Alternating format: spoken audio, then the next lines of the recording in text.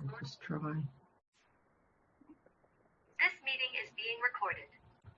Okay, welcome everyone to week 9 of the Tradition Study and Tradition 9. So let's start with the responsibility statement. My screen has disappeared completely, so can you all see that? No? Yeah. Yeah, okay. Anyone who wants to join in, I am responsible. When anyone, anywhere, reaches out for help, I want the hand of AA always to be there. And for that, I am responsible. And now I can't see anyone at all. I've completely done something. Oh, Lord. I've lost everyone. I can't see a thing. Are you still all there? Yeah. Okay. Yeah. Okay. I'll try and get you all back somehow. I don't know what I've done. Sorry about this.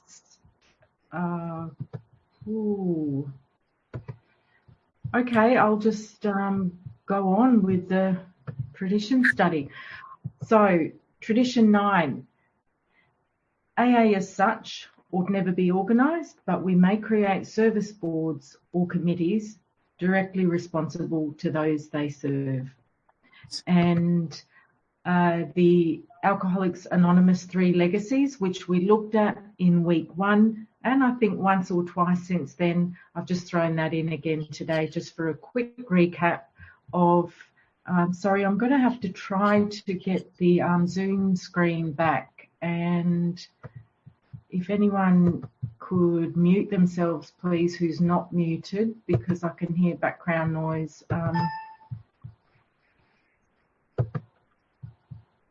I just had everything going so well. Anyway, I don't know what's happened. Okay, so the 3 legacies: recovery through the 12 steps, unity through the traditions, and service through the 12 concepts. And that legacy, the definition of legacy that we looked at, was a heritage, an inheritance, a patrimony, a gift, or an endowment.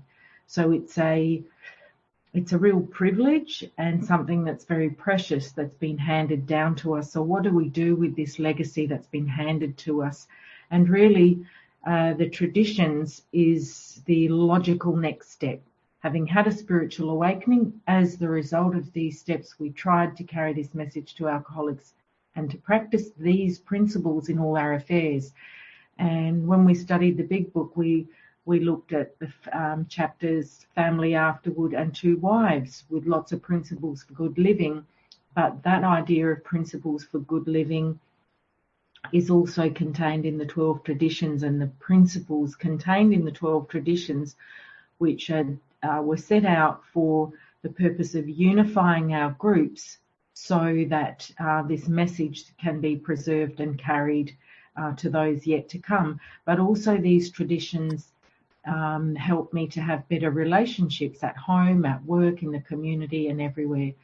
And like that favourite reading of mine that I've shared a number of times out of the Daily Reflections, that the traditions contain key elements which are necessary for ego deflation.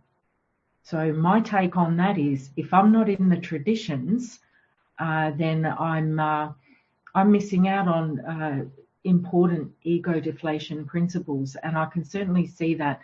And this is where the home group, for me, has been a must all through my sobriety. And many of these traditions specifically talk about the home group. And so we're just looking at that bookends screenshot that we've looked at before as well. And so traditions 2, 3, 4, and 5 talk specifically about the group, the AA group. 6, 7, and 8, as we looked at, was money. So that we never endorse, finance, or lend the AA name to any outside enterprise.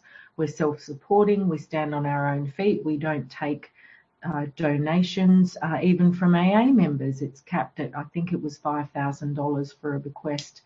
And then what we looked at last week, non-professional, step 12, carrying this message always for fun and for free, but we do pay people for work that they do, office managers and so on, and people answering the phones, because those workers help us to carry our message. They help us to do effective 12-step work. And then these next lot of 3 traditions, which are called here in this picture, the antis, that we should never be organised, we've no opinion on outside issues, and there is no promotion. So it's telling us what not to do. And so there was just that quick bullet point of the 12 traditions that I've got in the habit of running through each week, so I'll just go through it again quickly. So tradition 1, unity, again from week 1. If you don't remember anything else about the traditions, don't understand, whatever, it's too hard, just remember tradition 1, unity. We must stick together in AA as members of Alcoholics Anonymous. That's the most important thing. Stick together or die alone. And the first word in the foreword to the first edition is we. We of Alcoholics Anonymous are more than 100 men and women. And the first word of the 12 steps is we, admitted we were powerless. This is not a solitary kind of activity in any way, shape or form. Absolutely not. It is a fellowship and a spiritual entity, and that's what these traditions are about. They're telling us how we run this spiritual entity, and it's not run in the same way as conventional organisations or groups are run. So unity, and then 2, the leadership. Leaders are just trusted servants. They're not people in charge or hierarchy in any way. And tradition 3, the simple requirement for membership, desire to stop drinking. 4, each group can do what they want as long as it doesn't affect AA as a whole and or other nearby groups, and as long as they are working, with a higher power as it expresses itself in their group conscience. And then tradition 5, that singleness of purpose, just to carry the message, pure and simple. And tradition 6, that outside enterprise. We're not going to get affiliated with anyone, mixed up with anyone out there. We don't want anyone diluting or diverting us from our primary aim. Self-supporting, again, we pay our own way. And that's a really good one for me as an individual too. I don't expect handouts. I don't expect someone else to prop me up or support me as an individual. And so that's what we do in AA as well. It's really a wonderful thing.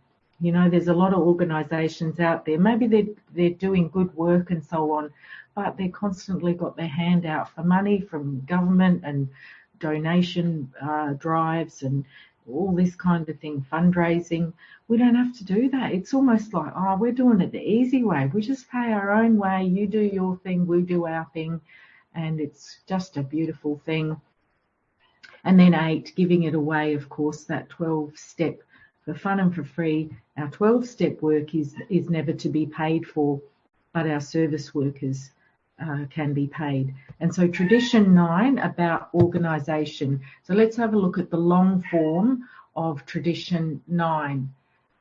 The long form, which is on page 192 of the 12 and 12, each AA group needs the least possible organisation. Rotating leadership is the best. The small group may elect its secretary, the large group its rotating committee, and the groups of a large metropolitan area their central or intergroup committee, which often employs a full-time secretary.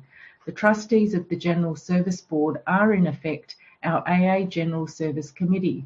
They are the custodians of our AA tradition and the receivers of voluntary AA contributions by which we maintain our AA General Service Office at New York. They are authorised by the groups to handle our overall public relations, and they guarantee the integrity of our principal newspaper, the AA Grapevine.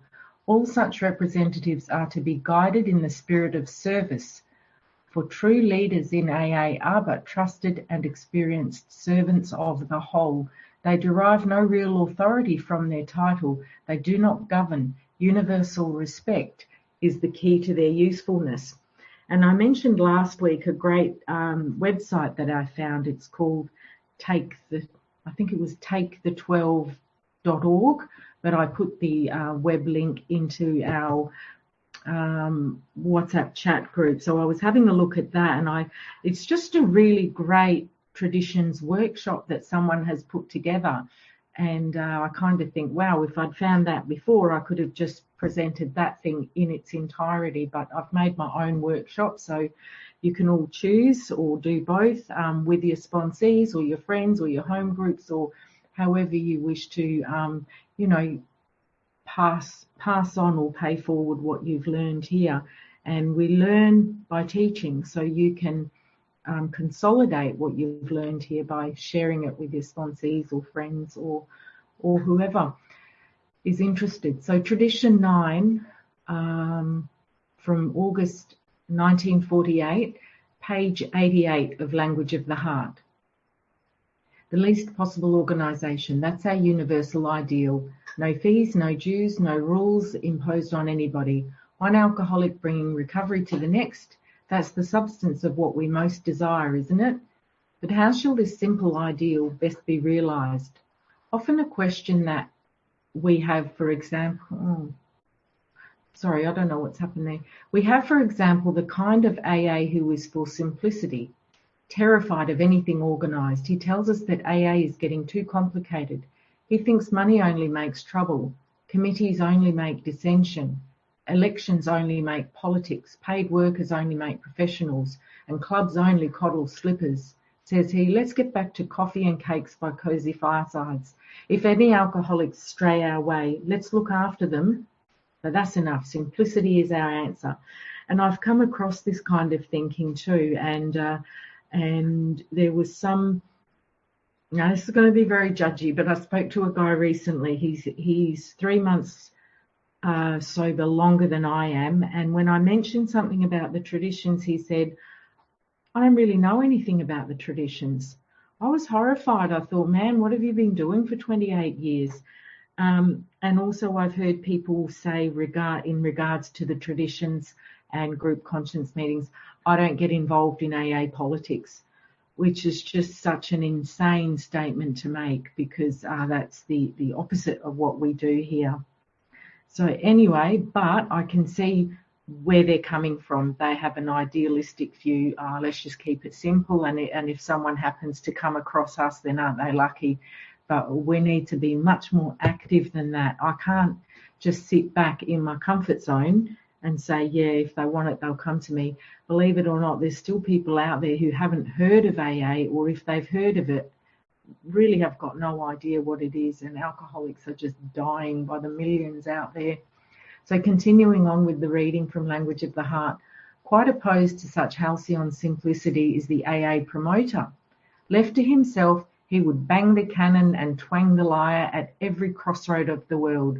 Millions for drunks, get great AA hospitals, batteries of paid organisers and publicity experts wielding all the latest paraphernalia of sound and script. Such would be our promoter's dream. Yes, sir, he would bark, my 2-year plan calls for 1 million AA members by 1950. For one, I'm glad we have both conservatives and enthusiasts. They teach us much. The conservative will surely see to it that the AA movement never gets overly organised, but the promoter will continue to remind us of our terrific obligation to the newcomer and to those hundreds of thousands of alcoholics still waiting all over the world to hear of AA. We shall naturally take the firm and safe middle course. AA has always violently resisted the idea of any general organisation, yet paradoxically, we have ever stoutly insisted upon organising certain special services, mostly those absolutely necessary to effective and plentiful 12-step work. If, for instance, an AA group elects a secretary or rotating committee, if an area forms an intergroup committee, if we set up a foundation, a general office or a grapevine, then we are organised for service. The AA book and pamphlets, our meeting places and clubs, our dinners and regional assemblies, these are services too. Nor can we secure good hospital connections, properly sponsor new prospects, and obtain good public relations just by chance. People have to be appointed to look after these things. Sometimes paid people, special services are performed. But by none of these special services has our spiritual or social activity, the great current of AA, ever been really organised or professionalised, yet our recovery program has been enormously aided. While important, these service activities are very small by contrast with our main effort. As such, facts and distinctions become clear. We shall easily lay aside our fears of blighting organisation or hazardous wealth. As a movement, we shall remain comfortably poor, for our service expenses are trifling. With such assurances, we shall without doubt continue to improve and extend our vital lifelines of special service to better carry our AA message to others, to make for ourselves a finer, greater society, and God willing, to assure Alcoholics Anonymous a long life and perfect unity. I can see that responsibility, the idea of that responsibility statement really came through in there for me. And now I've got to really attempt to get back on track here because I've got the 12 traditions. Can I just check with you all that you're still there? Yeah, here. We're here. Okay, thanks. I just can't get the meeting back. We're here. Try pressing That's escape. good. Sorry? Try pressing escape. You know, you're Oh, escaping. hang on, I've got it. Oh, I'm back. Wow, that was an experience. Just kind of felt like I was talking to myself. So thank you for your patience, everyone. Now, like I was saying earlier, upgrade is the new downgrade. It was all fine before, and now it's thrown me into chaos and confusion. I'm glad that Jill's really up on technology, because Jill is going to be hosting next week for Tradition 10. I'm going to be out of town, but so I'll be looking forward to listening to the recording. Now, I'm just trying to get the illustrated pamphlet up. We've been really enjoying that each week. Okay, can you all see that? The illustrated pamphlet? Yeah, we can see it, yeah. Ah, fantastic, thanks. So there's a picture up the top there. Yep, a woman answering the phone. Someone's carrying some files. There's, what are they doing? Yeah, it looks like they're reading some letters. And then there's an office there with mail. There's a map of the world. So you can see these people are working hard and really busy to get that message out there and make sure that everyone has a chance at what we've been given so freely, really upholding our responsibility. And so the large print there says, we do set up committees and boards. And that looks like a little home group there. They're making coffee there together. She's got a bag of groceries, it looks like, probably with tea and bickies and milk and whatever. So we do set up committees and boards, but whether they make coffee or help organise groups in deepest Africa, they only serve. And you can see a woman there in Africa. There's a rhino and monkeys and whatever. They're out there in the jungle. And she's saying, she's reading from a letter, and in this letter, GSO suggests, so it tells me, yeah, that groups are autonomous, there's no rules, there's no laws, there's no bosses or managers, but we follow this path. Yeah, we follow this path with the steps, and we follow this path with the traditions, because the traditions aren't just a theoretical idea either. Remember, they were hammered out on the anvils of experience. So those pioneers went through the blood, sweat and tears, learned everything the hard way, recorded it down for us to learn from, so we don't have to keep making those same mistakes that were already made before. So I'll read the illustrated pamphlet for us. The words, let's keep it simple, were the last Bill W. heard from his fellow founder of AA shortly before Dr. Bob's death in 1950. Aware that it meant our recovery program. Bill later wrote, we need to distinguish sharply between spiritual simplicity and functional simplicity. When we get into questions of actions by groups, by areas, and by AAs as a whole, we find that we must, to some extent, organise to carry the message or else face chaos. And chaos is not simplicity. When Tradition 9 speaks of AA as such, it goes to the heart of the AA experience, to the spiritual simplicity of one alcoholic saying silently perhaps, help, and another alcoholic's answering, I know how you feel, we're here to help you. Such a relationship couldn't be organised, or could it? A non-member familiar with modern business procedures might examine the AA's practice of sponsorship and see it as a haphazard operation. How about computerising it? Then an AA behind an intergroup desk might say, so you want help? First you need the right sponsor. We have personality profiles of all our sponsors fed into our computer. We'll match you up to the best one for you if you'll just fill out this questionnaire. Where are you going? Come back. That would be an attempt to organise AA as such. Please, nobody get any ideas. But in action by groups, we find that we do need some degree of organisation. If everybody thinks somebody else is going to make the coffee, what's the result? No coffee.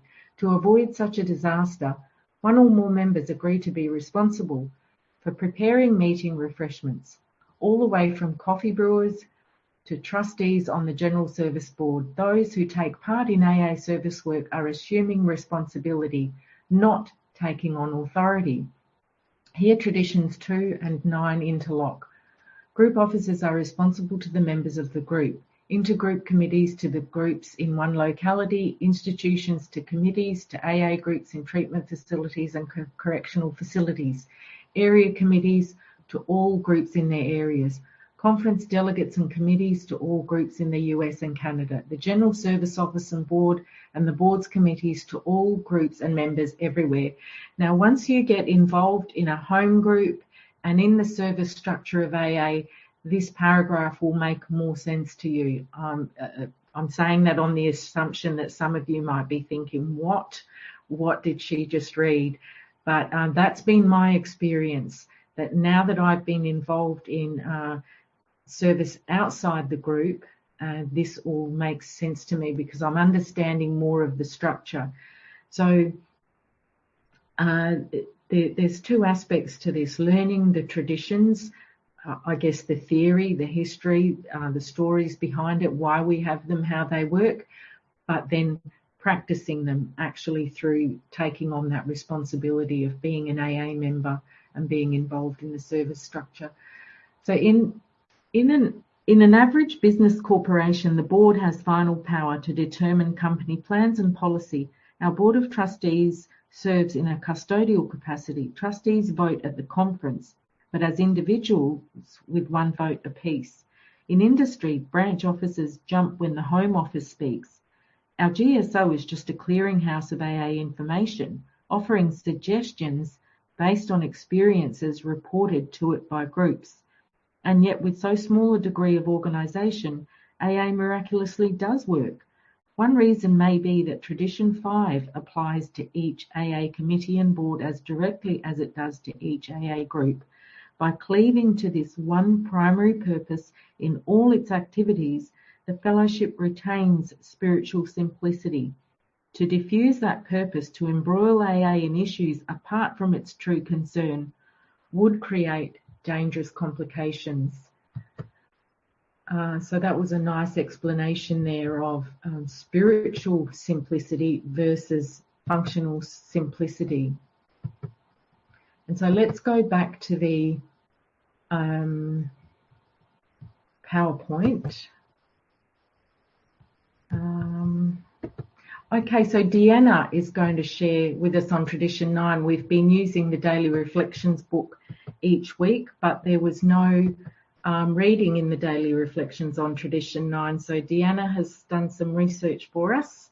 Come in, please, Deanna, and thank you. Hi, ladies. Good morning. Deanna, alcoholic. Ironically enough, yes, I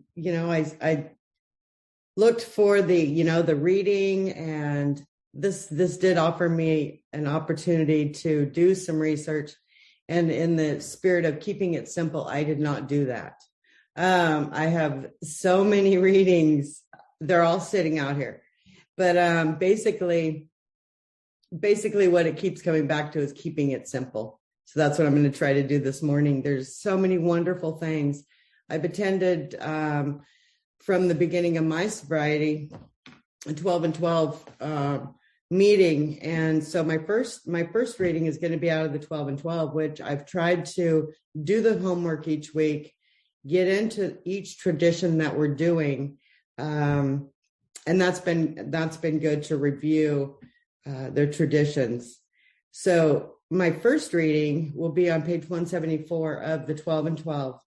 It is clear now that we ought never to name boards to govern us, but it is equally clear that we should always need to authorize workers to serve us.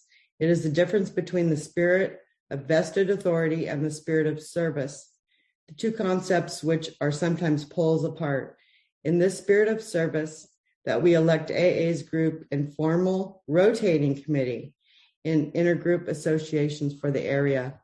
And then ending that chapter, AA has to function, but at the same time, it must avoid those dangers of great wealth, prestige, and entrenched power, which necessarily tempt other societies. Though Tradition 9 at first seems to deal with a purely practical manner, it is actual operation. It discloses a society without organization, animated only by the spirit of service, a true fellowship. And that kind of sums it up for me. Our intergroup, I have been privileged to be part of our intergroup meeting. And it's wonderful to attend that meeting each month and carry the message to my local home group. And also other meetings. And for me personally, to know what's going on countywide, and to carry that to each group, to my home group. And what also came to mind is that each position, people go into it without knowing what really that position entails. But there are people there to help guide and teach you, and it's always a learning experience. It's just wonderful. My husband's on, I have to laugh. He's a big businessman. He's into the meetings, Karen's trying to get in, to the meetings, the committees, and it's so far away from where I am. But he's on a committee a nominating committee. So all they do is nominate people to operate our bookstore and the functioning of the county. And I just have to laugh. It's like a nominating committee to nominate people. Anyway, so corporate seems like to me. Here's Shauna. Hold on. So understanding the structure, basically for me, in doing this research, understanding the structure, getting into AA, and helping the newcomer understand how we operate. No, when I first came in, I was completely lost. And the Traditions Checklist is a wonderful tool. Another reading that I have found, I have all these books sitting out here, wonderful references. Tradition 9, here we go. The 3 legacies. And this is out of AA Comes of Age. This brings us straight to the question, does AA have a real leadership? The answer is yes, notwithstanding the apparent lack of it. Let's turn again to the deposed founder and his friends. What becomes of them? As our grief and anxiety wears away and subtle change begins, ultimately they divide into 2 classes known as AA slang as the elder statesmen and the bleeding deacons. The elder statesman, the one who sees the wisdom of the group's decision, who holds no resentment over the reduced status. But then on the next page, it says, in the spirit of Tradition 9, the old timers will step aside, leaving you with only the offer of our advice if and when you want it. We shall no longer direct or govern, nor will anyone else. AA, as such, should always remain unorganized. It will fall then to you to guard this treasured principle.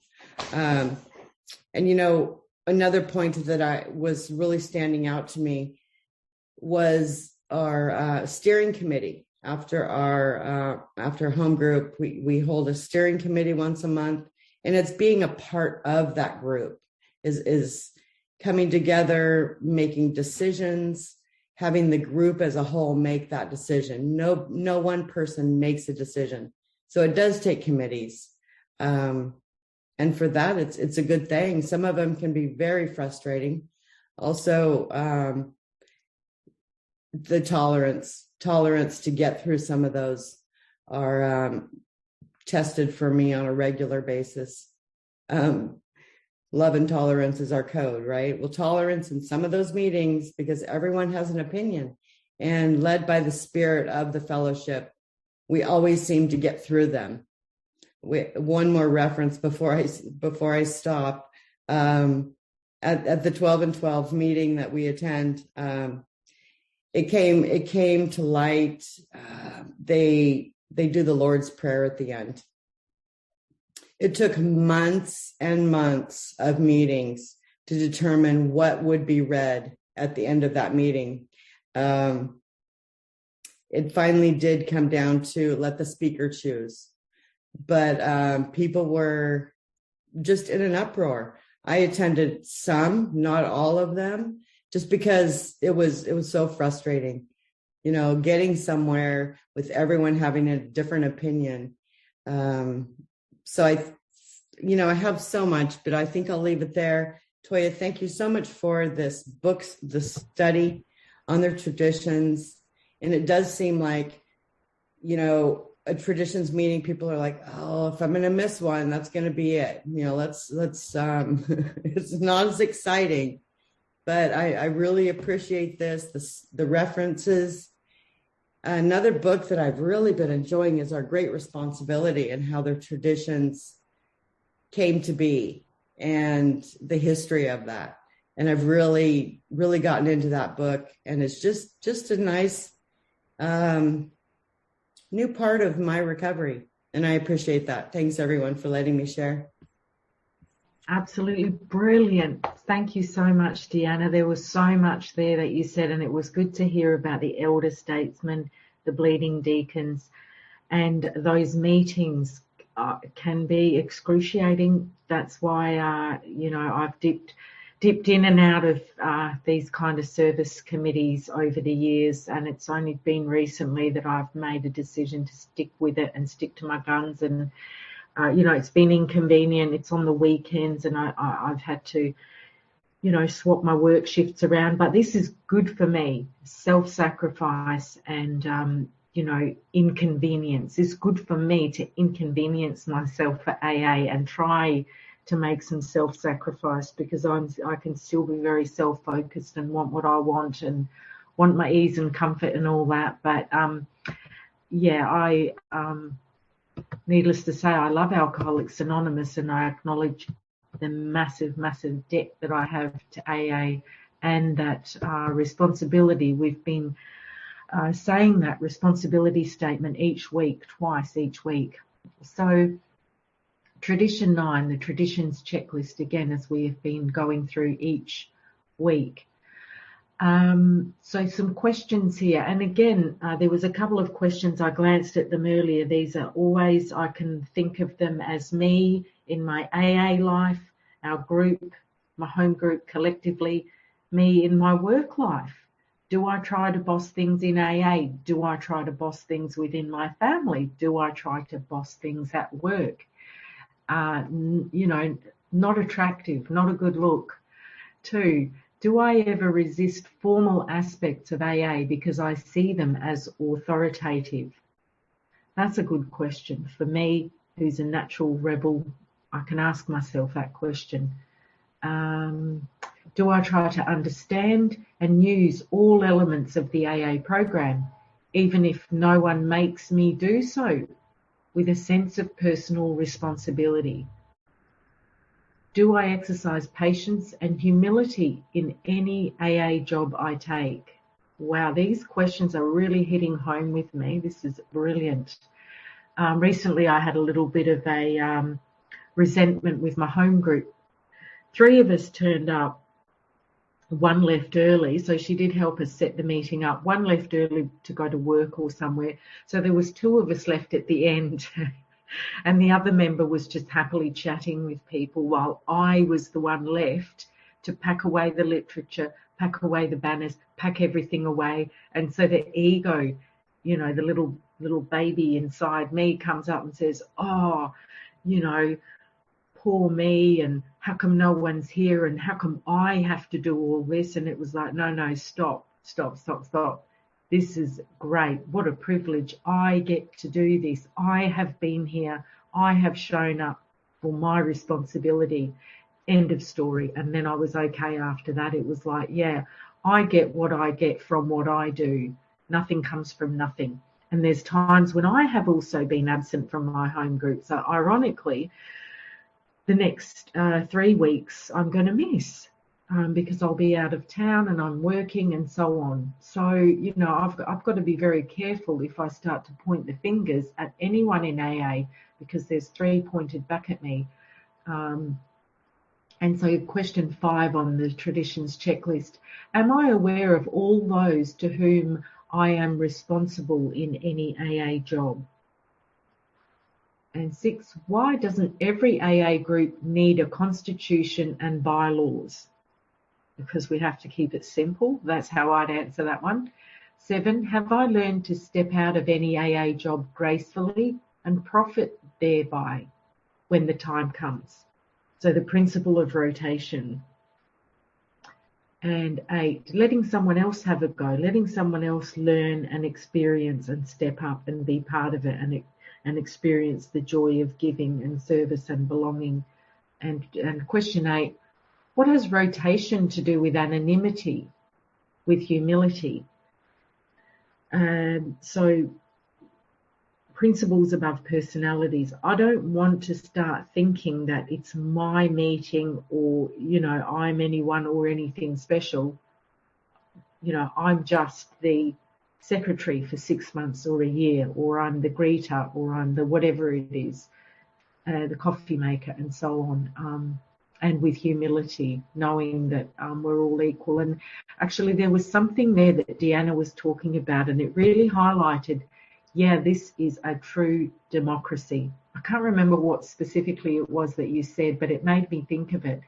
And now just to finish off this session, you know, in the big book, we've looked at warnings, and we highlighted warnings in blue in our big book. Well, hidden in Tradition 9 is a massive warning, and this is one of my favourite readings out of Tradition 9. I'll just see if I can make that a bit bigger. No, that didn't work.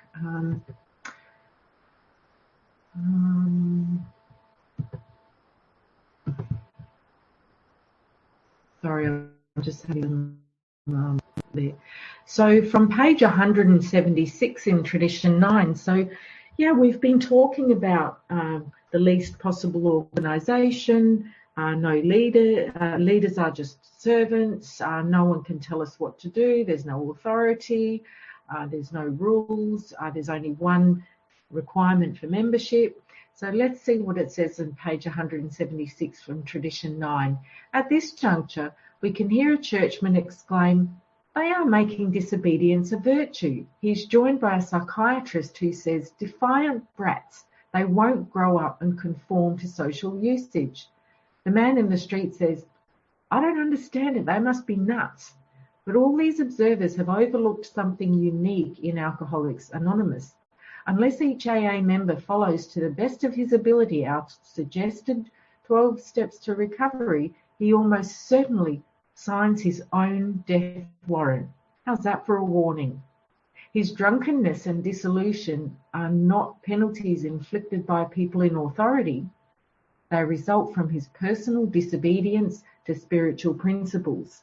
So it's like, yeah, there's no rules in AA, but break them and see what happens. The steps are just suggestions, but don't do them and see what happens. And continuing on that reading, I'll just read that next paragraph. And it said, the same stern threat applies to the group itself. Unless there is approximate conformity to AA's 12 traditions, the group too can deteriorate and die. So we of AA do obey spiritual principles, first because we must, and ultimately because we love the kind of life such obedience brings. What a promise! Great suffering and great love are AA's disciplinarians. We need no others. And how's that for simplicity? Yeah, we've come from suffering and now to live in love and service. So that's my bit done. If anyone's got anything they want to share, questions, comments, come on in, please. I'd love to hear from you. And so, Jill, thank you for stepping up for next week. Super excited. Jill is going to host for Tradition 10 and Karen's going to do some readings. Tradition 11, I'll just announce it again.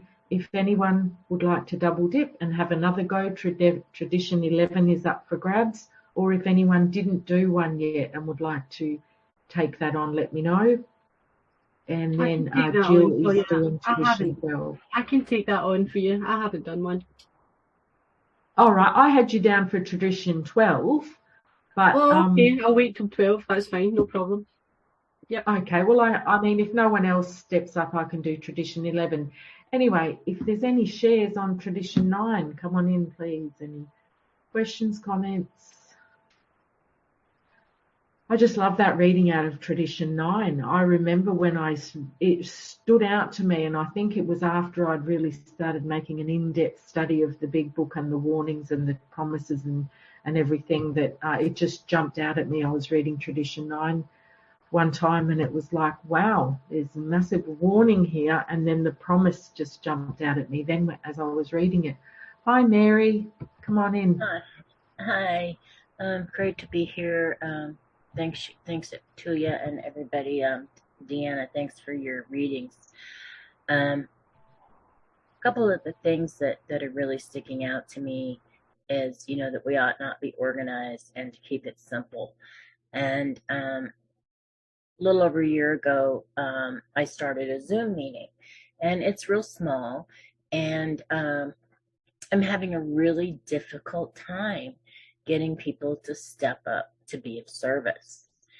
And I attend another meeting, and they keep the format on the screen and links to all the readings and things like that. So they have someone manage the format, and then they just open it up. Anybody who wants to can read it. And I altered, made a change in our format and altered it so that we could possibly implement that. And I took it to our business meeting. And my thinking is that because, I think this is everybody's meeting, it's not my meeting. And they keep saying it's my meeting, and I don't, it's not, And there was so much opposition to doing any kind of change that I see it as, belligerent denial and contempt prior to investigation. They're not even willing to look at it maybe for a month and try it. I got feedback from newcomers that said it would be wonderful because then they don't have to have their literature available. It's right there. All the readings, all the prayers, everything are right there to be shared and on screen. And it just seems so simple to me. It was complex to create, but it's really frustrating to me because, I feel that it's important to be able to pass the service along to let somebody else step up. And by them not allowing even to attempt this format, I feel they are continuing to force me to facilitate every single meeting because nobody else will step up. So it's really frustrating, and I think I'm going to bring this tradition up at our next meeting and see if we can't get somewhere. So thank you all for this. Thank you so much, Mary. And there is the AA group handbook. I would recommend that to anyone, the AA group handbook. It gives, Jill's got one there. They'll be different in every country. I guess that one's, is that UK or Scotland? We've got one here in Australia. That's Deanna. Mine looks like mine's got the same cover as Deanna's one, I think. But it might be, that's an actual pamphlet, is it? Anyway, I'd go to the literature. I would be looking specifically in the literature about, there's a pamphlet called the Home Group. Pamphlet, oh my gosh, 16, 18, but it's really good too. The pamphlets at the bookstore that I get really have a lot of information. The Home Group? The AA group, where it all begins. Oh, yeah. Yeah, I think brilliant. I have that in my group. I can pick that up. Yeah. I mean, it can be hard if there's a group that's not really running by the traditions, and there are so many out there, trying to then bring the traditions in is hard work. But I even though my group's quite, it's been established a long time, I think because there's an old timer there, people seem to just let her do it and kind of sit back a little bit. And so we're in a situation now where the Friday night secretary of the meeting had done her 12-month stint, handed the keys in and said, yep, I've done my bit, it's rotating. Nobody has put their hand up. So we don't want to close the meeting. I mean, anyway, we have a rehab that comes, so there's a handful of home group members who are on a rotating roster of opening up the meeting every Friday night. And that's just what we're doing to keep the door open. And like I said, we've got about 10 people who refer to themselves as home group members, and people come out of the woodworks for the group conscience. We have 6 to 8 at the group conscience. But like I said, some nights there's only 2 people there to put all the chairs out, to put the banners up, to talk to the newcomers, to make the tea, make the coffee. You know, I was told, watch out for the ABC: apathy, boredom, complacency. So anyway, come on in, Jill. Yeah. Thanks, Toya. My name's Jill and I'm an alcoholic, and thanks for that today's study on Tradition 9, and thanks Deanna as well. It's been another great meeting as well. And yeah, this is actually the AA service handbook. This is a service handbook rather than the group handbook that I've got here, you know, and I like that actually about when I started doing the course. I didn't realise this is a new position for us in AA. Whether you have it over in your own countries, I don't know, but this is a part where you go into the court, and it's the alcohol court. And it was set up, you know, they either go to prison, they get the choice whether to go to prison or whether to get a social worker and an addiction worker and the chance to go to AA. And that's why we're there, is to give them that chance to get to AA, you know. So we try and grab them, like I was telling you last week, you know, where I got someone in a lift, which I shouldn't have done, and cornered them. But you learn from your mistakes. You know, I haven't done that again since. But what I liked about it was that it's actually all in this service book, you know, and the guy that was taking me, 12-stepping me into the job, you know, he told me about everything, and he told me that before I started doing the role, I had to get this book and I had to read it, you know. And I think it costs a penny. You know, I don't even know why they charge us a penny, but that's what they charge us to get this book, you know. And it's really interesting actually for everything, you know. But it's hard, that let's go to tradition 9, and it's hard not to be organised because there's 6 of us go up, and I'm much more organised than the other 5. Okay, that's what the head says, and they're always late. There's me, bang on time, where's everybody else, and it makes me laugh, because I guess that's where I've got to learn, patience and tolerance, is to just keep my mouth closed, and what will be, and I've been in the position that you were talking about, Mary, as well, where I've been in the group I felt like I'm doing absolutely everything. I'm doing everything, and nobody's doing anything else. And if I stop doing this group will fold. And I remember saying to somebody, if I stop doing this, do you not know that this meeting will close? And they went, well, maybe that's God's will. Maybe that's God's will.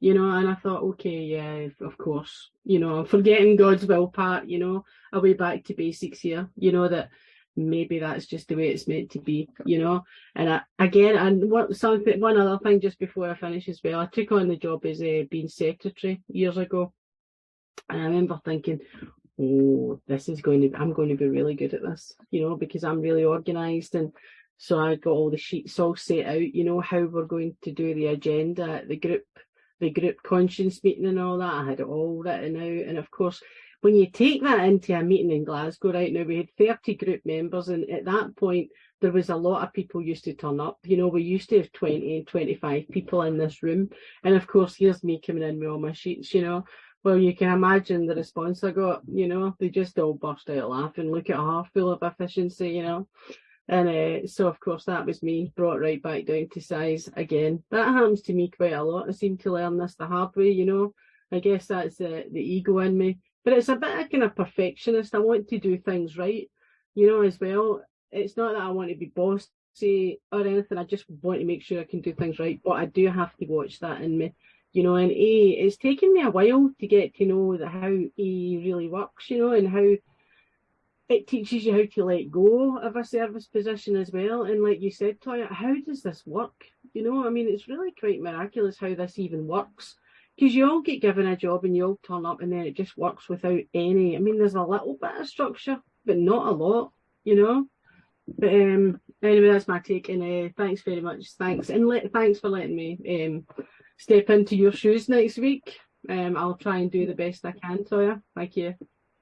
Fantastic. Thanks a lot, Jill. There's always these paradoxes, and that thing about functional simplicity and spiritual simplicity comes back to me. And and the other idea that Bill talked about, that the good is the enemy of the best.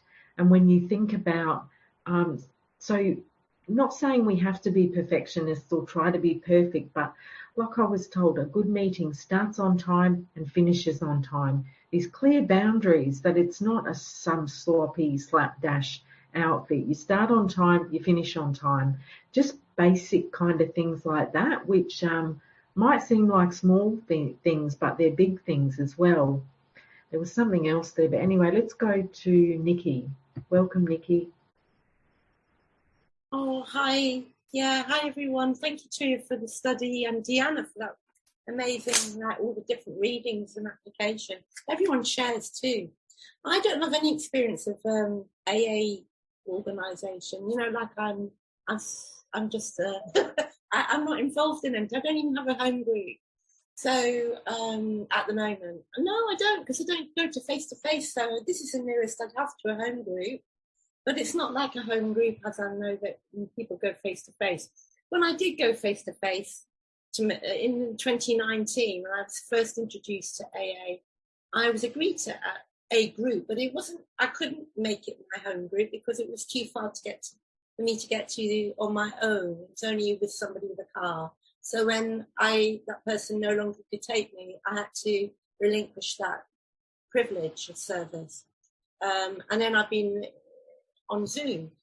But I'm trying to apply this to my everyday life, and at the moment my everyday life is pretty small.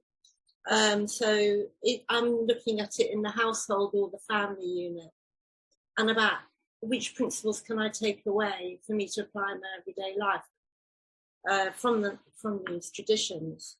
And so the whole idea is that, yeah, I believe as a family. I'm a single parent as well, so it's not like I can rotate or have been able to rotate or authority as a parent. But I think I'm trying to apply that as saying, well, my son's, he's growing, he's an adult now. And so the dynamic changes. But this whole thing is like, not to run the household with like not as an autocrat or not autocratic, if that's the right word, not being all about me. And it's about looking at the principles to guide me, to be patient, kind, being of service. God is in charge. It's not my will. It's God's will at the end of the day. So I can do my bit, but if I do it with humility and patience and love and kindness and those kind of things, and have the healthy boundaries, but allow space for things to adapt and change, I'm trying to apply it in that kind of a way. I don't know if that makes sense to anybody. I mean, I'm just sharing from my limited way of trying to implement this in my everyday life.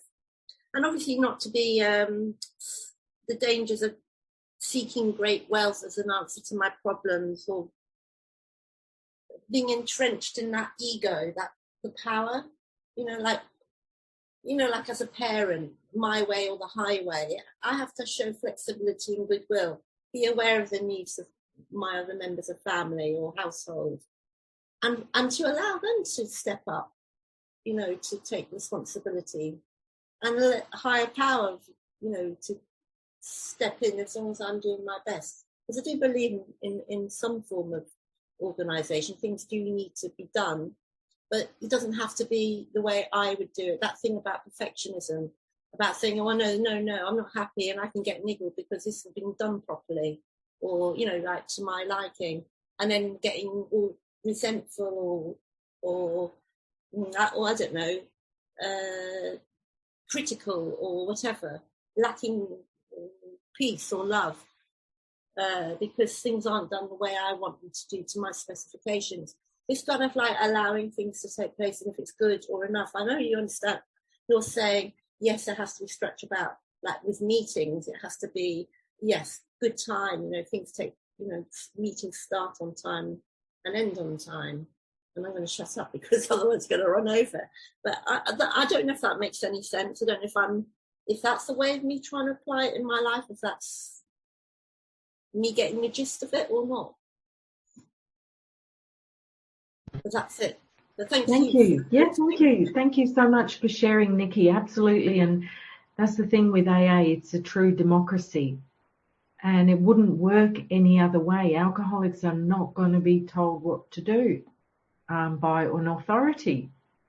And I don't know if this is really relevant to Tradition 9, but I was at my local meeting last night and there was a newcomer there at his first meeting. And as I listened to the shares around the room, there was maybe 12 of us there. People shared for a maximum of 5 minutes each. There was everyone's story was so different, but I'm sure that the newcomer got a pretty, pretty comprehensive view of what AA is, because each person shared their own experience, strength and hope, which is so different, but the same as well, the commonalities in our suffering as alcoholics, but also in our recovery and our love for Alcoholics Anonymous. So nobody has to kind of say, well, listen, you talk about this and you're going to talk about that, and don't talk about this, but talk about that. It just works because there's a loving higher power there. So it's pretty amazing. So hopefully he'll be back. But I was certainly glad to be there myself. So unless there's any other comments, questions, we'll close in the usual way with reciting the responsibility statement. If I can find it, I've lost it. So I think we probably all know what it is by now. I'll just have another go at sharing. Nope. Yes. There it is. So the next one. Okay. So anyone to join in. I can't find the screen where it's written. There it is. Can you all see that? Yes. Yeah. So I am responsible when anyone reaches out for help. I want the hand to be always to be there. And for that, I am responsible. Thank you. Amen.